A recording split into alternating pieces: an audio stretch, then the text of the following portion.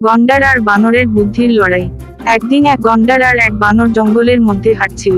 তারা দুজনেই নিজেদের অনেক বড় বুদ্ধিমান বলে মনে করত।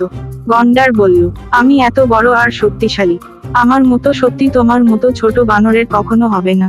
বানর হেসে বলল, শক্তি আছে তো কি হলো, বুদ্ধি ছাড়া তা মূল্যহীন। তুমি যদি সত্যিই বুদ্ধিমান হও তাহলে চল একটা প্রতিযোগিতা করি। গন্ডার জিজ্ঞেস করলো, কি ধরনের প্রতিযোগিতা? বানর মুচকি হেসে বলল, আমরা দুজন মিলিয়ে একটা গাছের ফল আনবো।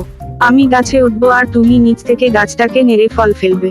দেখা যাক কে বেশি ফল পেতে পারে। গন্ডার রাজি হলো। বানর একটি বিশাল আম গাছের কাছে নিয়ে গেল।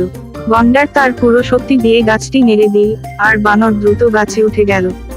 গাছ থেকে প্রচুর পাকা আম মাটিতে পড়তে লাগলো। গন্ডার খুশি হয়ে বলল, দেখেছো আমি কতটা শক্তিশালী। কিন্তু হঠাৎ বানর গাছের ডালে বসে মুচকি হেসে বলল, ঠিকই বলেছ, তুমি শক্তিশালী, কিন্তু এই পুরো গাছের সবচেয়ে পাকা আমটা আমি গাছের উপর থেকেই খেয়ে নিচ্ছি।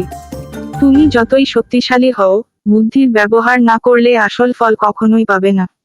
গন্ডার লজ্জায় মুখ নামিয়ে বলল, তোমার কথাই ঠিক বানর ভাই, শক্তি থাকলেও বুদ্ধি ছাড়া তা পুরোপুরি কাজে লাগে না।